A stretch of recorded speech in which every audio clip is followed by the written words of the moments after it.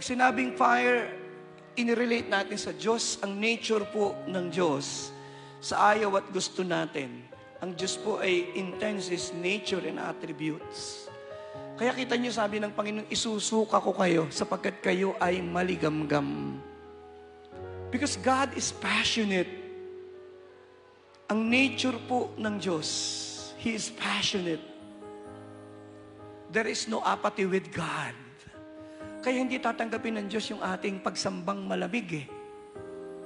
Kaya sabi ng Lord sa Matthew 15 verse 8, "These people worship me with their lips, but their hearts are far from me."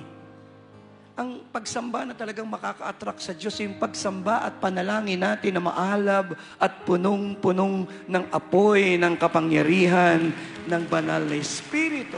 Pakisabi po sa katabi mo, the fire is contagious. Yeah. Ang bilis kumalat ng apoy. Nakakahawa po yung apoy eh. Fire spreads.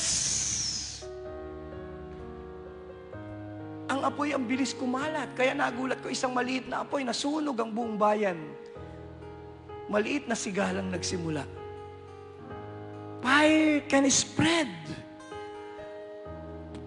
Fire spreads, it consumes, it warms.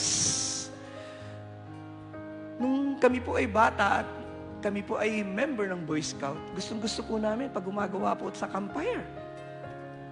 Gustong-gusto natin pag may campfire doon sa Camp Praise Valley. Pero hindi ka makalapit kasi malaramdaman mo yung init eh. When you talk about the fire is hot. When you talk about the fire is contagious. Binanggit ko na, the fire is purifying. Ang fire po nagpupurify ng ating motibo, ng ating isip, ng ating pagkatao. Nagpupurify ng ating pagsamba. Last, the fire is powerful. The secret of the book of Acts, bakit po walang tigil ang himala? Bakit po ang revival ay nagpatuloy sapagkat ang apoy ng banal na Espiritu ay nandun?